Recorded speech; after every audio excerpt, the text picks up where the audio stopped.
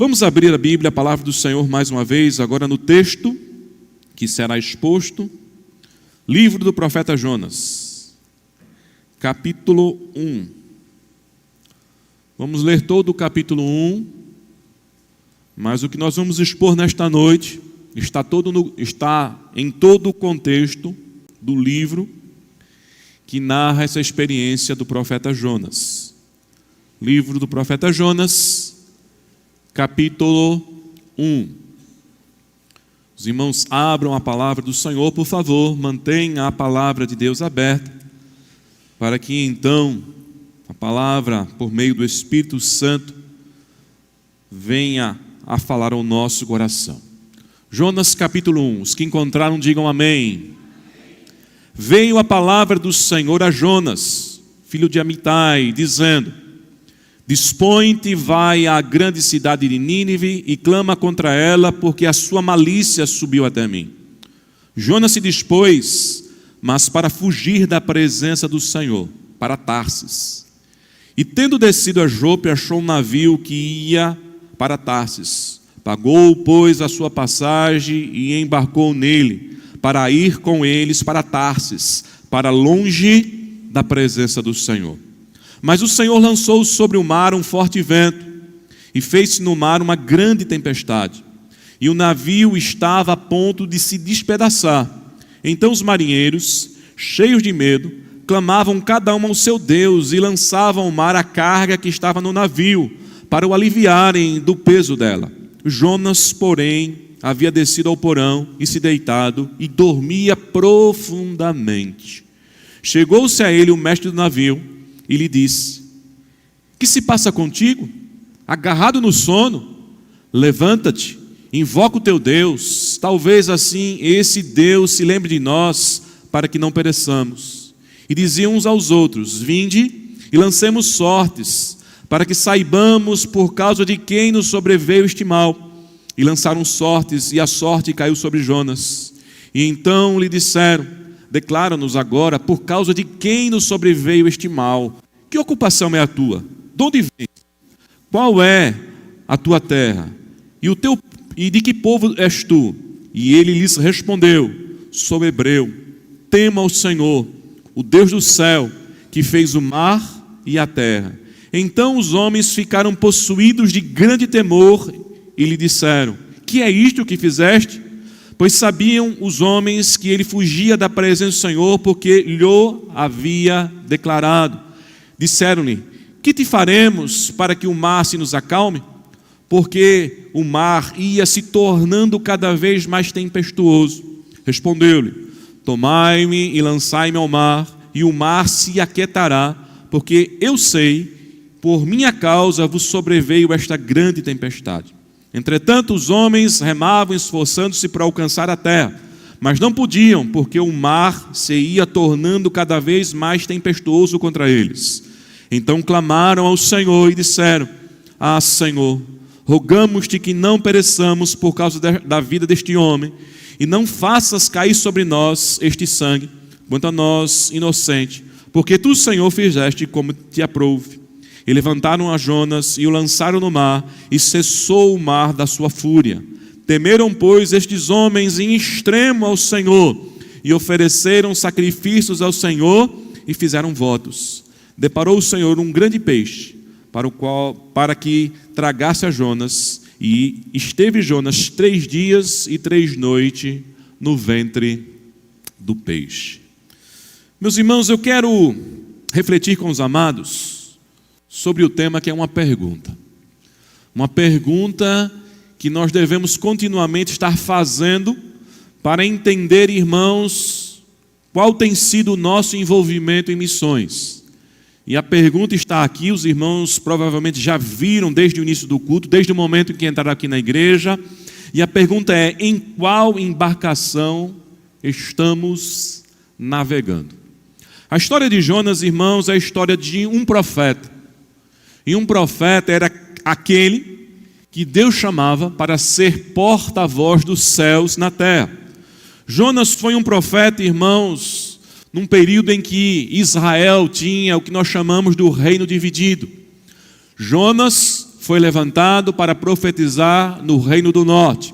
O Reino do Norte, que compunham as 10 tribos de Israel, foi o reino que mais declinou espiritualmente, que mais se afastou dos caminhos de Deus, dos preceitos de Deus, da verdadeira adoração ao Senhor.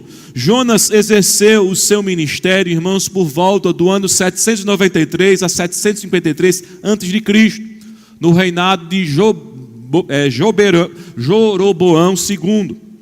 E nós sabemos, irmãos, que o que o seu livro nos mostra é que a narrativa não é Jonas falando e proclamando o arrependimento à nação, Reino do Norte, Samaria, a este povo que era o povo de Deus, mas que estava distanciado de Deus. O que o livro de Jonas nos destaca, irmãos, é um chamado do Senhor para que ele então proclamasse a palavra de arrependimento exatamente aos gentios, aos ninivitas, àqueles que os hebreus em especial não queriam que a misericórdia de Deus se manifestasse sobre eles. Nínive era a capital da Síria. A Síria se destacou no mundo antigo, irmãos, na sua ascensão, no seu apogeu, na maneira como ela dominou nações pela sua perversidade. Então era um povo cruel, era um povo insensível, era um povo que quando subjugava as nações, subjugavam com dor, com requinte de crueldade.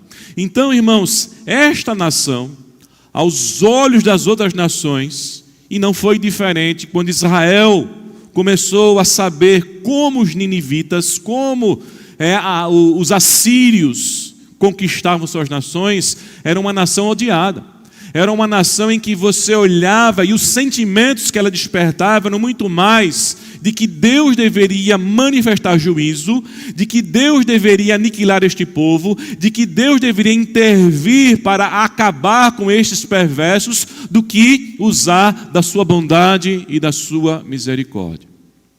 E é aí que nós entendemos, irmãos, o porquê Jonas escolhe embarcar para navegar em águas que nada tinha a ver com a vontade de Deus.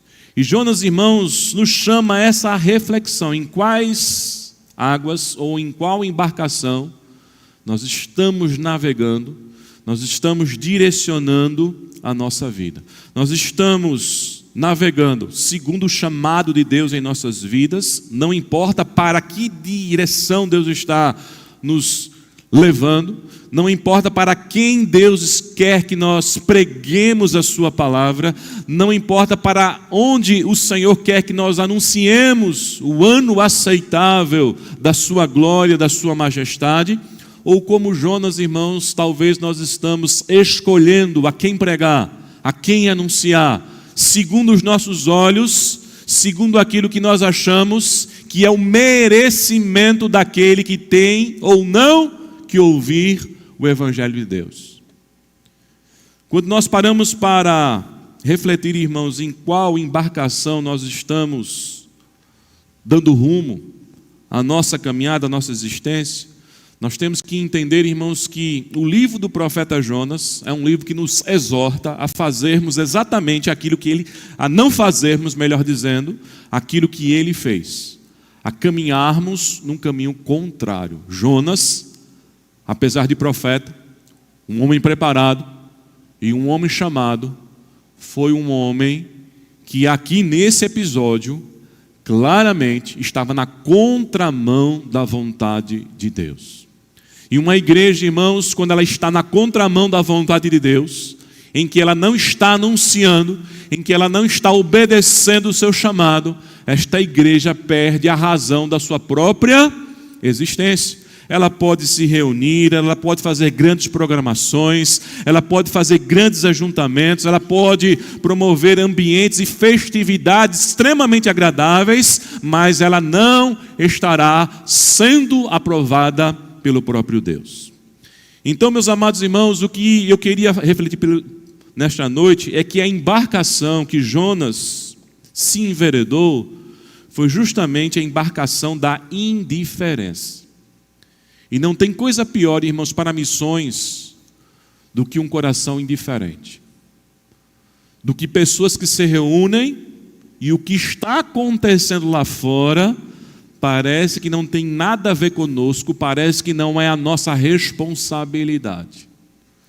Quando nós nos reunimos numa igreja, no conforto, na comunhão, ouvindo a palavra de Deus, sendo edificados, crescendo em graça e conhecimento na presença dEle, tendo aconselhamentos, tendo direcionamentos, recebendo as bênçãos de Deus e passando toda uma vida como se o que está ao nosso redor não fosse responsabilidade de nós.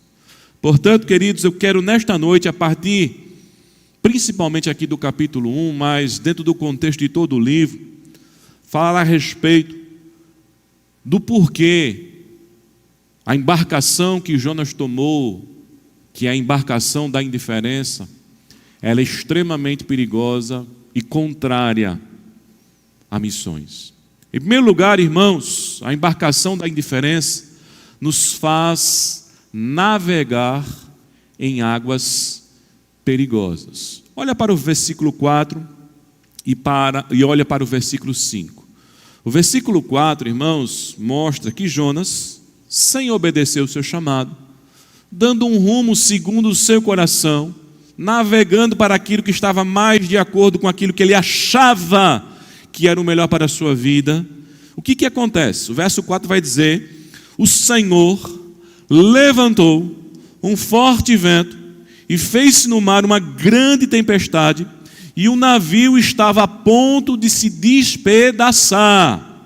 Então, os marinheiros, verso 5, cheios de medo, clamavam cada um ao seu Deus, lançavam ao mar a carga que estava no navio para o aliviar do peso dela.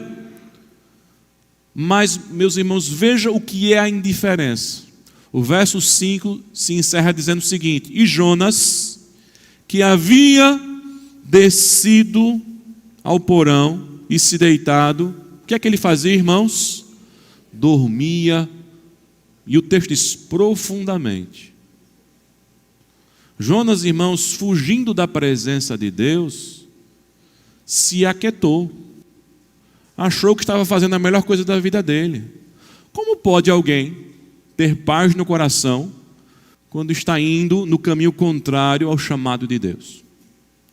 Como pode alguém que foi chamado para proclamar a mensagem de Deus e não fazer isso se encontra em paz? Porque um sono profundo, irmãos, é resultado de um grande relaxamento. Uma pessoa que entra num sono profundo, no meio de uma tempestade, é sinal que está tão tranquilo que nada está afetando a ele. Ele está tão acomodado, ele está tão indiferente que o mundo pode se acabar e ele não é afetado por isso. E quando, irmãos, nós mergulhamos ou navegamos na embarcação que nos leva às águas da indiferença, nós não conseguimos enxergar que essas águas são águas perigosas. Veja, irmãos, existe uma diferença entre enfrentarmos tempestades na vida, fazendo a vontade de Deus, e enfrentarmos tempestades na vida, justamente porque nós não estamos fazendo a vontade de Deus. Quando nós enfrentamos tempestades que representam problemas, adversidades, dificuldades, perseguições, mas fazendo a vontade de Deus, é difícil, mas nós temos uma certeza no coração: Deus está comigo. Deus está nessa embarcação. Ela não vai afundar, porque eu estou alinhado com a vontade de Deus, e isso é o suficiente para me dar certeza que o barco não vai afundar. Mas quando nós estamos enfrentando, irmãos, dificuldades, adversidades, fazendo o que o nosso coração quer, e o nosso coração está indo no sentido contrário da vontade de Deus, só mesmo quem tem a mente cauterizada é que pode achar que está seguro. Enquanto todos os passageiros estavam desesperados, Jonas dormia profundamente. Meus irmãos, Jonas representa exatamente a postura de uma igreja indiferente à evangelização. O mundo se acabando, pessoas morrendo, pessoas caminhando para o inferno, e nós na nossa casa, na nossa comodidade, no nosso dia a dia, apenas preocupados com o nosso ir e vir, com o pão sobre a mesa, com o nosso trabalho, com a nossa prosperidade. E nós estamos no mesmo barco em que as pessoas estão sofrendo. Mas a indiferença distorce a nossa percepção ao ponto de acharmos que estamos seguros quando nós não estamos. Quem procura fazer a vontade do seu próprio coração, fugindo do chamado de Deus na sua vida, coloca a sua vida em risco. Mas o pior não é colocar a vida em risco. O pior é achar que a vida não está em risco. O problema de Jonas, irmãos, não foi só colocar a vida em risco, mas foi não perceber que ele colocou a sua vida o quê? Em risco. Que é enfrentar os problemas, as adversidades da vida fora da vontade de Deus. Sem a garantia que Deus está no barco. Sem a certeza de livramentos da parte do Senhor. A partir do momento, irmãos, que nós seguimos o nosso próprio coração e falamos não para o chamado de Deus na nossa vida, nós estamos por conta, não mais de Deus, mas da nossa própria ignorância, da nossa própria cegueira espiritual. E vejam, irmãos, que ignorância não tem a ver com falta de conhecimento bíblico ou teológico. Nós não estamos falando de uma pessoa leiga.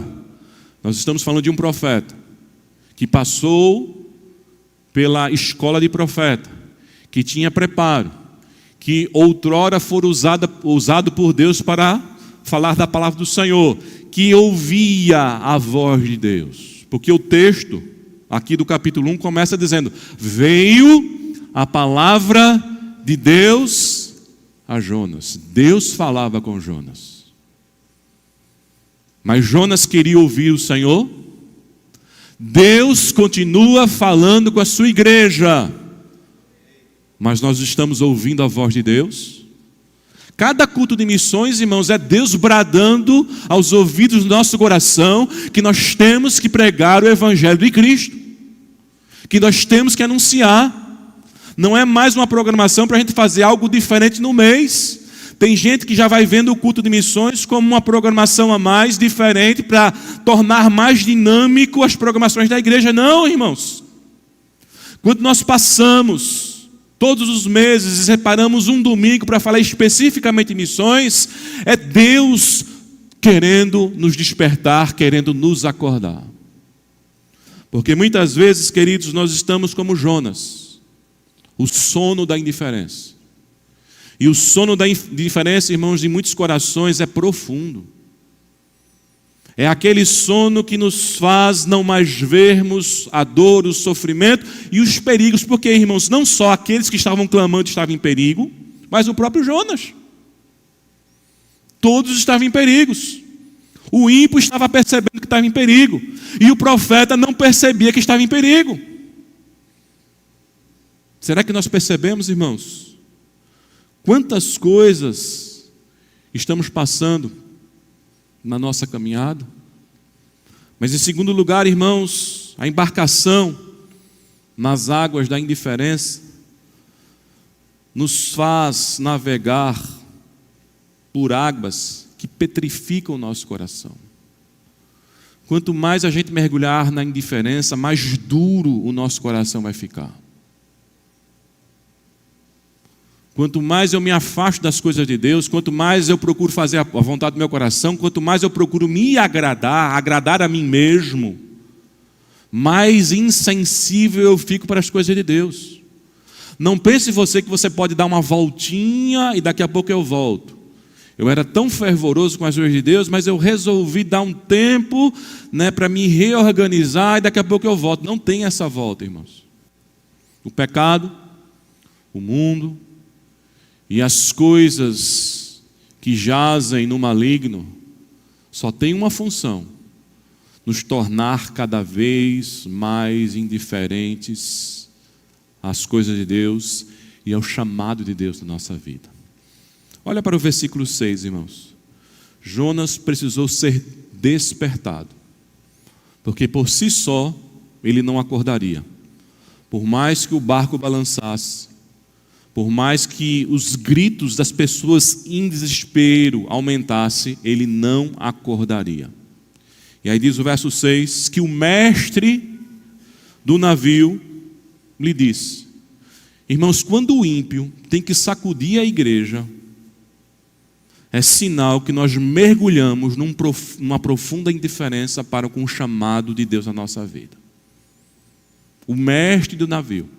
E diz o texto antes que todos começaram a gritar, todos procuraram os recursos que conheciam seu Deus, vamos aliviar a carga, e o que a gente faz? Que é o que o mundo aí fora, irmãos, sem o verdadeiro conhecimento de Deus, está fazendo no seu desespero, procurando as alternativas que lhes são dadas, mas nada resolve o problema. Nada acalma a tempestade. E o texto vai dizer que o mestre do navio chegou para Jonas e disse: o que é que está acontecendo contigo? Como é que você está indiferente? Como é que você está agarrado nesse sono? Você é o único que nós estamos vendo aqui que não está fazendo alguma coisa, que não está invocando um Deus, que não está preocupado com a situação. Imagine, irmãos, quando a igreja é a única que não está preocupada com o que está passando no mundo. Imagine, irmãos, nós como igreja passarmos neste mundo como se nada tivesse acontecendo. E o mundo precisar nos sacudir. Nós vivemos, irmãos, recentemente uma pandemia que nos colocou todos em isolamento.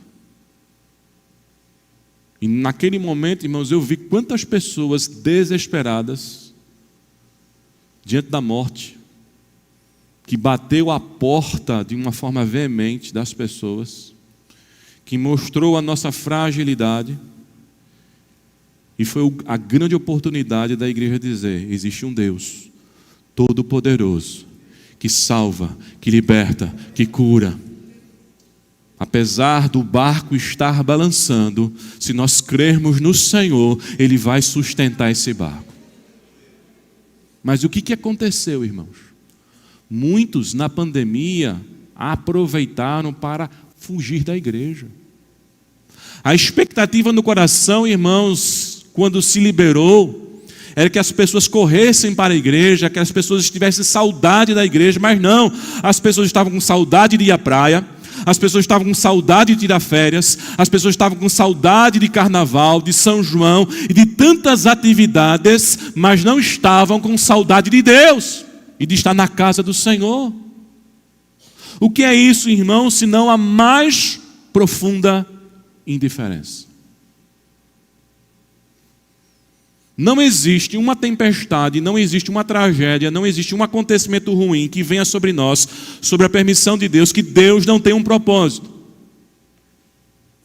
E um dos propósitos de Deus, irmãos, em nos colocar em situações como essa que Jonas estava passando, é primeiramente mostrar como é o nosso coração.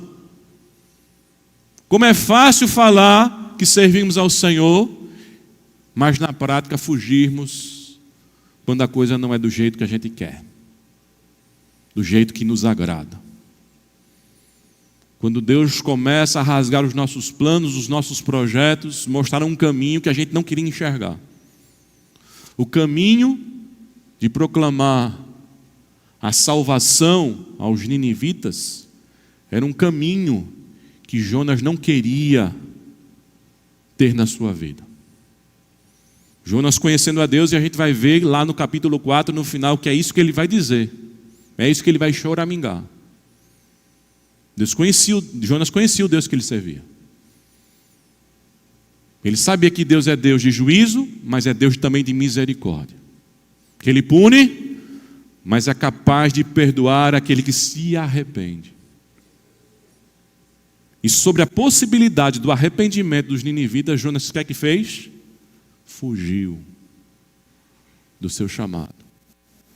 Porque o seu coração, irmãos, não era diferente dos ninivitas, perversos, maus. Porque quando a gente deseja, irmãos, o mal ao nosso semelhante, nós não somos muito diferentes de um estuprador, de um assassino, de um psicopata, de pessoas que claramente no seu comportamento, dentro de um contexto social, a gente quer que seja eliminado. Jonas era profeta, um homem que recebeu o Espírito Santo, mas Deus começou a mostrar como era o coração deste homem.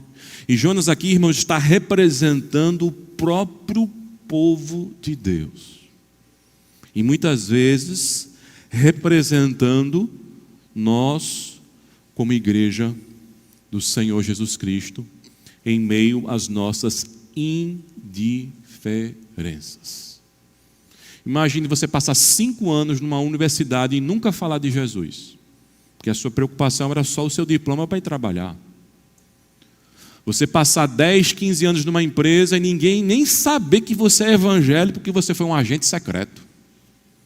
Porque a sua preocupação ali era só ganhar o seu dinheiro, não se meter na vida de ninguém, você nunca arranjou confusão, inimizade, paz e amor, mas um paz e amor feito Jonas, fugindo do chamado de Deus na sua vida.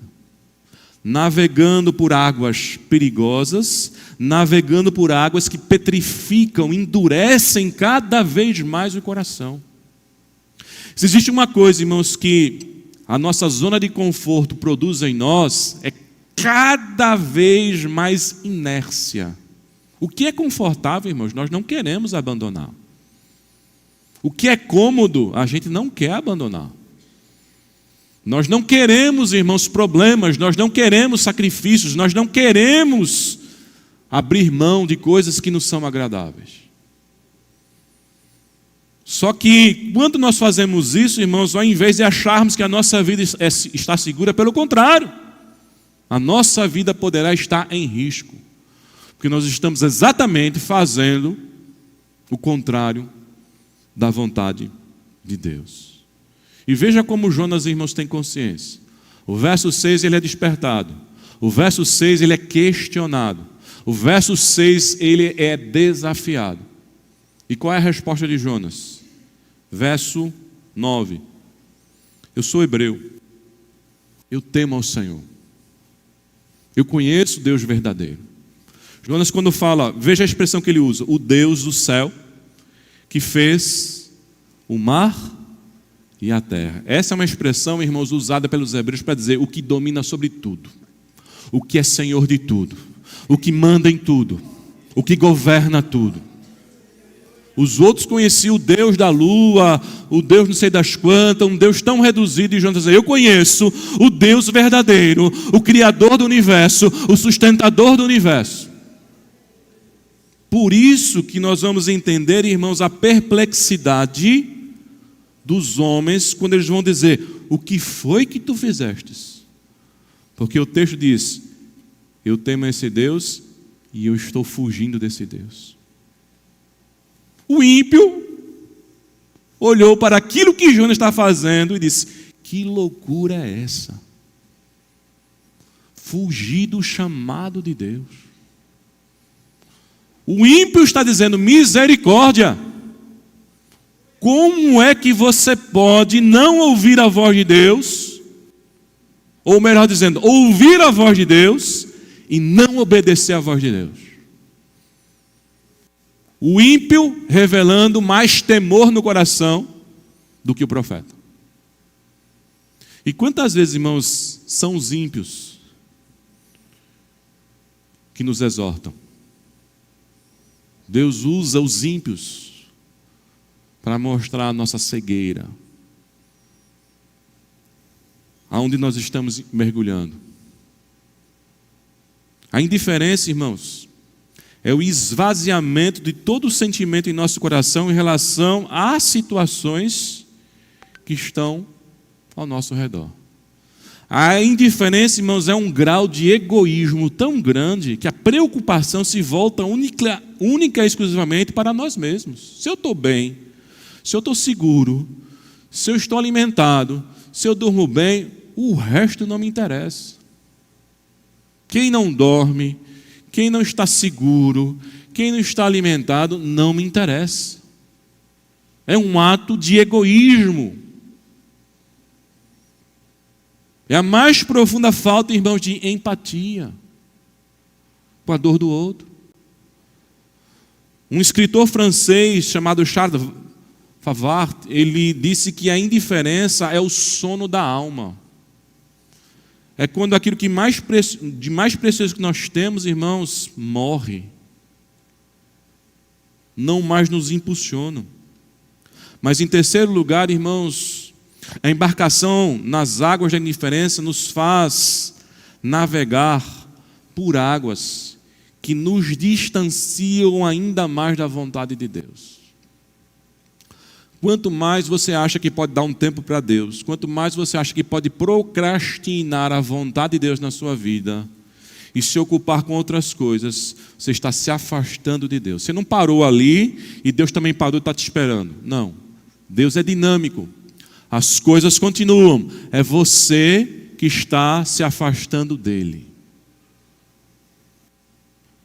A vida cristã, irmão, sempre será esse embate dentro da nossa alma sobre fazermos a vontade de Deus ou fazermos a vontade do nosso coração. É o conflito que nós vamos enfrentar até o último dia.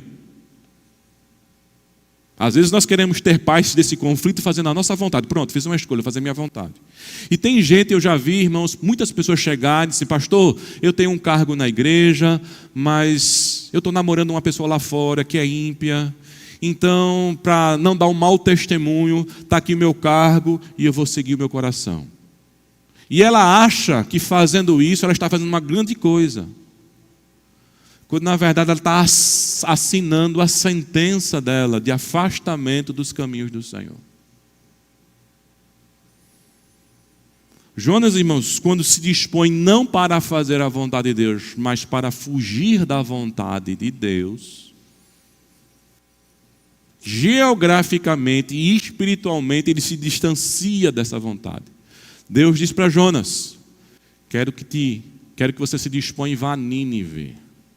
Jonas desceu a Jope, pegou um navio e foi a Tarse. A distância, irmãos, entre Tarse e Nínive era mais ou menos de 2.000 quilômetros. Jonas estava fazendo aquilo que Jesus diz, que a boca, que as nossas atitudes, que os nossos atos revelam o nosso próprio coração.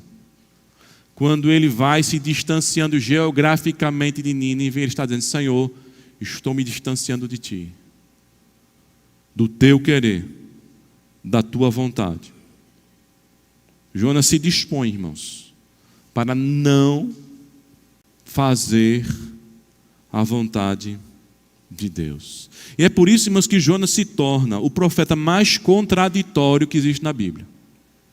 Jonas é ao mesmo tempo o pregador mais bem sucedido da história, até mais do que Jesus na sua humanidade. Porque Jonas, irmãos, quando é arrastado por Deus para ir a Nínive, prega uma mensagem em Nínive, que é uma mensagem curta, em que você vê, não se preparou, não orou, não se envolveu naquele projeto, não teve preocupação se ia ter ou não resultado, foi lá, pregou, porque ele viu que Deus fechou todas as portas, não havia outra alternativa senão ir lá e pregar. E Jonas pregou uma mensagem que era apenas uma frase, dizendo, dentro de 40 dias, e Nínive será destruída. Imagine, irmãos, alguém passando aqui na rua e só dizendo, dentro de 40 dias, e Jaboatão vai ser destruído. E ele passa por esta rua, e depois passa por outra rua, e todo o bairro de Candeias, Piedade, vai para Jabotão Centro e chega na região metropolitana de Recife, consegue anunciar isso e só diz isso: dentro de 40 dias em Recife e toda a região metropolitana será destruída. Qual o impacto, irmãos, apenas de uma frase como essa? No mínimo, os que ouviam dizer: esse cabo é louco. Mas a Bíblia diz que todos se arrependeram. Jonas teve 100% de aprovação na sua mensagem. Qual foi o profeta na Bíblia? Qual foi o homem na história que pregou uma mensagem e toda uma cidade, e toda uma capital de um império extremamente importante, do rei, do mais importante, da maior autoridade, ao mais simples, se prostrou, rasgou as vestes, jejuou e disse: Senhor, tenha misericórdia de nós. Nós estamos ouvindo essa mensagem e nós cremos que o Senhor está falando conosco. Qual homem, irmãos, teve essa oportunidade dada por Deus? Quando você vai para o capítulo 3, verso de 8 em diante, vai dizer que aqueles homens, como também numa atitude de arrependimento geral, levaram os animais a estarem nessa condição e clamaram fortemente, a Bíblia diz, e se converteram fortemente. E veja, eram homens maus, perversos, que tinham prazer na dor do outro. E uma simples mensagem produziu arrependimento. Porque o Espírito Santo, irmãos, quando está atuando, ele transforma, ele quebranta o mais duro coração. Mas o pior, irmãos, e o mais triste, é ver o ímpio se arrependendo e quem está pregando a mensagem não se arrepender. Quem é que tinha um coração mais duro? Os ninivitas, que haviam feito historicamente todas as atrocidades nas suas conquistas, ou um profeta que se dizia homem de Deus, chamado por Deus, porta-voz de Deus, que era incapaz de ver a manifestação da misericórdia do Senhor e se alegrar com ela. Quando você olha, irmãos, para o capítulo 4, do verso 1 em diante, você não vê um profeta comemorando. Você não vê um profeta vibrando. Você não vê alguém se alegrando com a obra de Deus. A Bíblia diz que Jonas ficou desgostoso e extremamente irado. Imagine, irmãos, todo o Recife se convertendo e o pastor dizendo: por que vocês se converteram? Por que Deus fez isso? E ao invés de fazer um culto em ações de graças, agora começa a dizer: estou irado. Irado com Deus.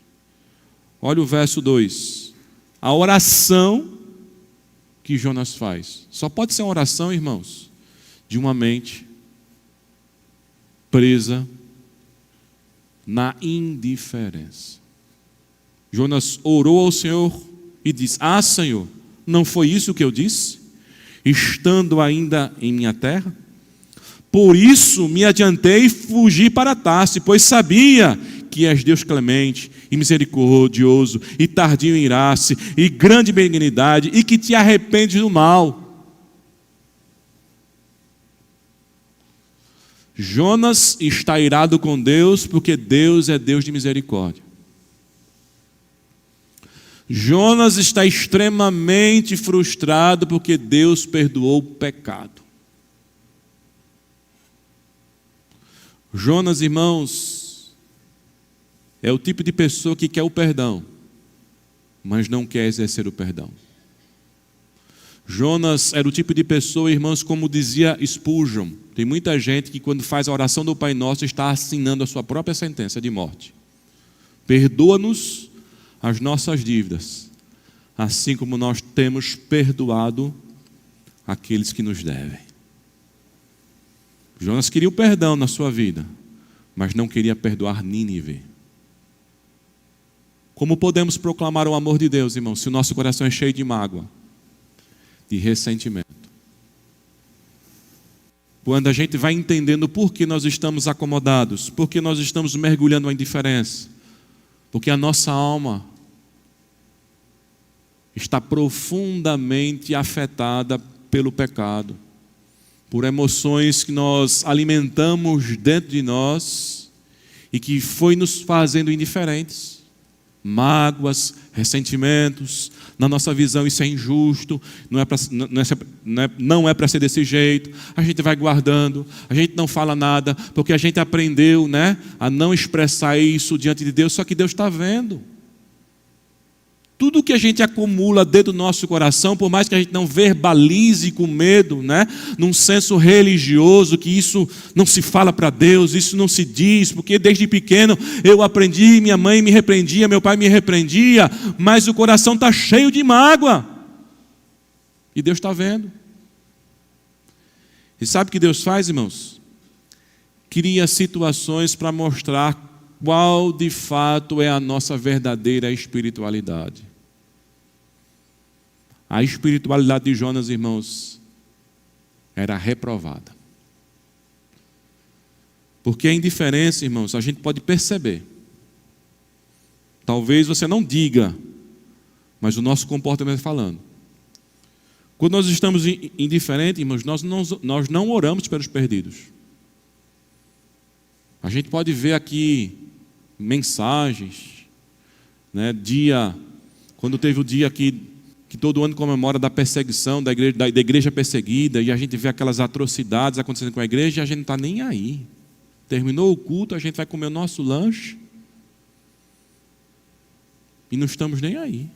Não oramos, não contribuímos, não nos envolvemos, porque nós estamos mergulhados no sono da indiferença. Se você não fala de Jesus para as pessoas que convivem com você, você já está revelando como é o seu coração. Você não está preocupado se a pessoa que passa anos ao seu lado está indo para o inferno ou não. Isso é indiferença.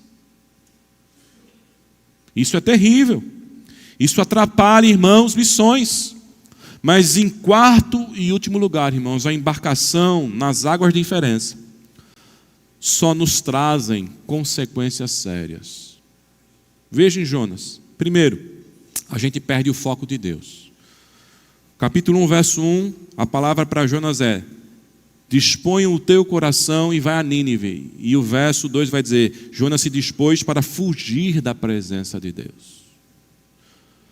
Segundo, tornamo-nos promotores de problemas para os outros e não agentes para ajudar, para socorrer. Jonas, irmãos, naquela embarcação se tornou uma ameaça para todo mundo. Aquela viagem naquele barco sem Jonas seria tranquila. Mas como Jonas entrou naquele barco contrário à vontade do Senhor, virou uma perturbação. Você imagina, irmãos, a igreja que é sal e luz da terra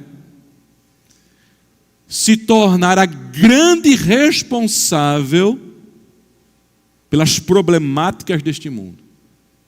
Ao invés de aliviar o sofrimento, aumenta o sofrimento. Ao invés de estender a mão, empurra a pessoa ainda mais para o precipício. E nós fazemos isso, irmãos, quando nós não temos misericórdia no nosso coração. Nós temos moralismo, nós temos regra, mas não temos misericórdia. Porque se não se encaixar no nosso esquema, no que nós estamos acostumados, no que nós aprendemos como religião, do certo ou errado, a gente exclui a pessoa, porque a gente não tem misericórdia. Jonas, irmãos, tinha plena consciência de que ele era o problema. O que foi que ele respondeu no capítulo 1, verso 12, ao desespero? Ele diz: lançai-me ao mar. Eu sou o responsável disso. Me tire desse barco. Se vocês me tirarem desse barco, as coisas vão voltar ao normal. Imagine, irmãos, ao invés da igreja ser tirada daqui e ser uma angústia, as pessoas se sentirem desejosas, a igreja sair de determinada região e se tornar um alívio. Graças a Deus aquela igreja fechou. Graças a Deus aquele crente não mora mais aqui. Graças a Deus aquele crente foi demitido, porque era só problema nessa empresa. Mentia, roubava. Imagine, irmãos, isso. Você se tornar o alívio de um ambiente. Mas não porque você está fazendo uma coisa boa, porque você foi descartado. Pagamos, irmãos, em terceiro lugar, um alto preço. Quando você vai para o capítulo 2, verso 3, você vai ver a oração de Jonas, totalmente consciente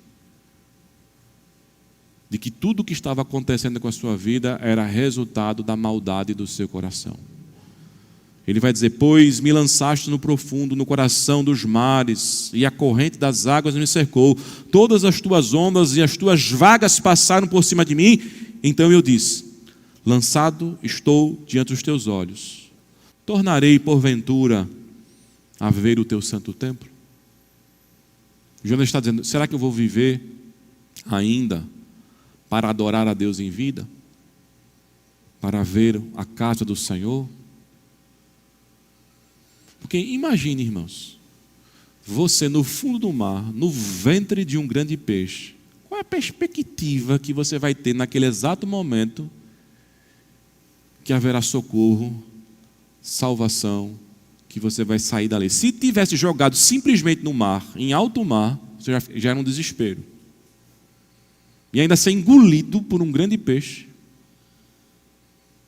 Era o fim, irmãos. Não tem mais esperança, não tem mais perspectiva. Mas Jonas está dizendo: eu estou pagando esse preço. Irmãos, nós concluímos essa mensagem com duas aplicações para a nossa vida. A história de Jonas, irmãos, sobre essa navegação contrária à vontade de Deus, nos revela que Deus é soberano e Senhor da história. E nada do que Ele queira fazer deixará de ser feito. Ninguém pode frustrar o plano do Senhor. Deus quis usar um profeta cujo coração não estava à disposição para manifestar a sua misericórdia a um povo mau, e assim mesmo Deus usou. Tem gente que diz o seguinte: olha, se você não quiser fazer a vontade do Senhor, Deus não vai ficar atrás de você. Meu irmão, quando Deus quer, não tem quem diga não. Deus usou um homem contra sua própria vontade pecaminosa. Deus é soberano. Isso nos revela o quê, irmãos? Que ensinamento isso nos traz? Que vale a pena confiar em Deus. Se Deus usou um homem nessa condição, quanto mais quando eu coloco à disposição dele a minha vontade e o meu coração, aí que ele vai me usar mesmo para o louvor e a glória do nome dele. Santo Agostinho, Lutero e muitos escritores contemporâneos deles já afirmavam que a história do livro de Jonas era a manifestação da misericórdia de Deus para além das fronteiras de Israel. Como Israel, irmãos, criou uma visão tão limitada do que era Deus. Eles achavam que Deus era propriedade exclusiva para ele. E vejamos que historicamente o povo de Israel sempre teve esse problema. Deus teve que trabalhar neles para que eles acordassem e entendessem que Deus não era exclusivo deles. A gente vê aqui Jonas, a gente vê Pedro, homem cheio do Espírito Santo, um homem que no seu primeiro sermão, pós-Pentecoste, 3.000 almas se convertem. E aí de repente Pedro está orando na sua casa, no momento da sua consagração, e ele tem uma visão. Ele vê um lençol que desce até ele, se desfaz, se abre diante dele. E dentro do lençol havia animais impuros, de acordo com a dieta da lei, a dieta cerimonial da lei. E ele ouve uma voz: mata e come. O que é que ele responde? De maneira alguma, Senhor. Nunca coisas como essas entraram na minha boca. Eu sou um crente de verdade. Eu sou da denominação tal. Lá eu não aprendi assim não. Então se eu não aprendi assim não me venha, Senhor, mostrar outro caminho que eu não aceito. Quantas vezes a gente não faz isso, né? Porque a gente está preso a um congregacionalismo, preso a uma visão batista, preso a uma visão denominacional. E Deus não está preso a essas coisas humanas. 3 vezes, irmãos, Deus teve que falar com Pedro. Quantas vezes Deus precisou falar com Cornélio, ímpio? Uma só vez. Pedro era um homem cheio do Espírito Santo. Pedro estava se tornando líder da igreja. Mas veja os preconceitos no coração. Cornélio, um homem bom, reconhecido pela sociedade, pela oferta que dava, inclusive ao templo. Todo mundo dizia, é um homem bom. Mas faltava uma coisa para Cornélio: ouvir o evangelho da graça. Porque apesar da bondade de Cornélio, a sua bondade não iria lhe salvar. Ele precisava confessar o seu pecado e aceitar Jesus como Salvador. De onde é que tinha que vir a mensagem, irmãos? De quem foi chamado para pregar a mensagem. Mas quem foi chamado para pregar a mensagem está com o coração cheio de preconceito, colocando obstáculos. Veja quanta coisa, irmãos, Deus tem que trabalhar na nossa vida.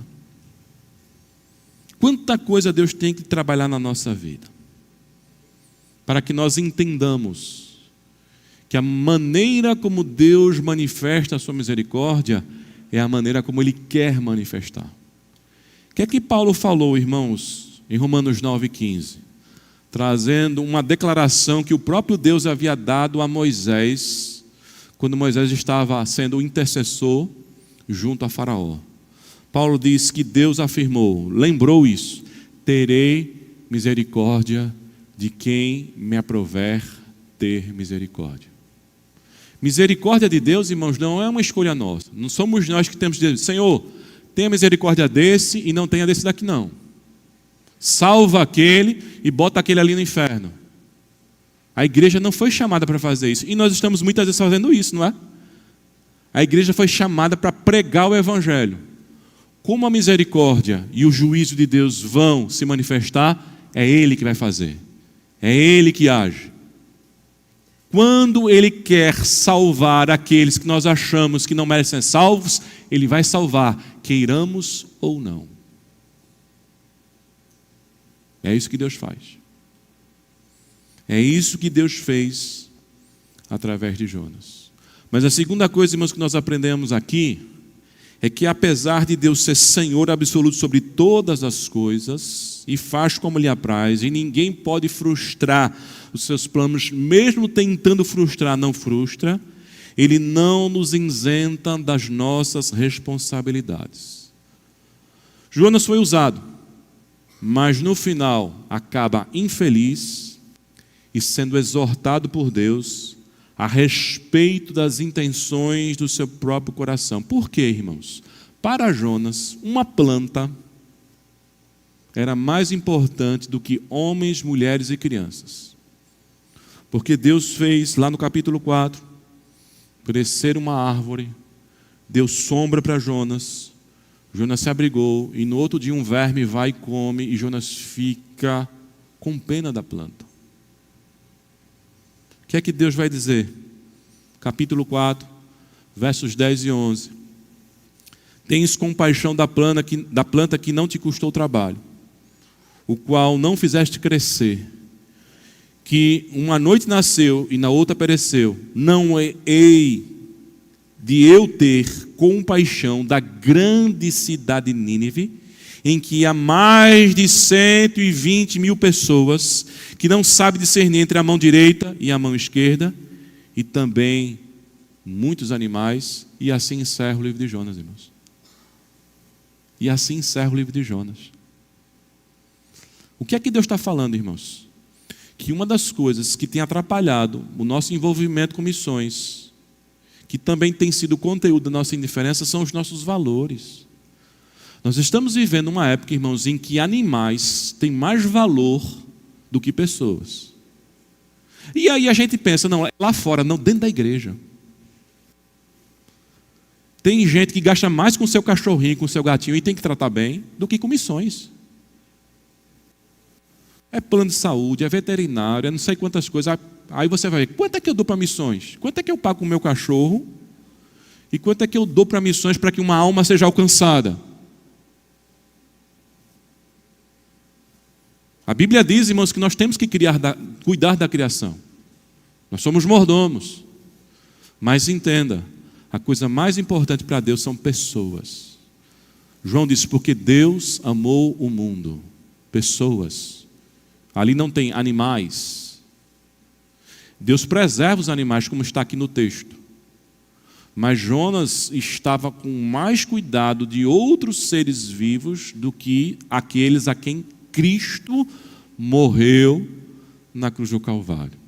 Não estou aqui incentivando que você maltrate seu animal, mas que a partir daí você reveja o seu valor. Se eu gasto X com meu animal, eu vou gastar muito mais com missões. Eu vou gastar muito mais com missões.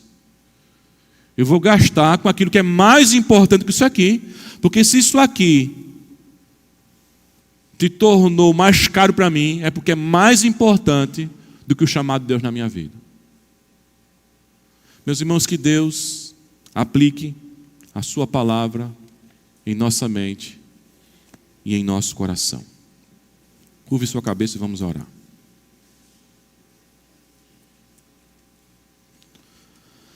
Senhor Jesus, tenha misericórdia das nossas vidas. Tenha misericórdia de nós, Senhor. Trabalha, transforma, liberta-nos da indiferença, Senhor. Tira-nos dessa embarcação, Senhor, que só nos leva para águas que nada tem a ver com o teu propósito. Ó Senhor, que o nosso coração, que o Senhor conhece perfeitamente, quando ouvir a tua voz, não venha questionar a tua voz, mas venha a obedecer a tua voz. E eu sei, Senhor, que nesta noite o Senhor falou a corações aqui, de forma particular, de forma íntima, Senhor. E eu louvo o teu nome porque a tua palavra não volta vazia. Aplica agora, Senhor, tudo que foi dito, tudo que foi ministrado, tudo aquilo que nós aprendemos por meio da tua palavra, nas mentes, nos corações, despertando cada vez mais, Senhor, para que possamos anunciar a tua glória, Senhor. Que a partir daquilo que nós vimos em Jonas, Senhor, que não é o correto para a nossa vida, nós venhamos a embarcar nas águas do teu propósito, do teu querer, da tua vontade, Senhor. Nos ajuda nesse sentido, Pai. Ajuda o nosso coração, o nosso entendimento, ajuda jovens, ajuda adolescentes, homens, casais, famílias aqui presentes, aqueles que estão aqui, aqueles que nos ouvem, Senhor, através da transmissão, aqueles que vão ouvir essa mensagem depois. Desperta os nossos corações por meio da tua palavra, é o Espírito Santo de Deus, para que possamos cada vez mais nos envolvermos com a tua obra, Senhor, e cumprirmos o nosso chamado. Em nome do Senhor Jesus Cristo. Amém.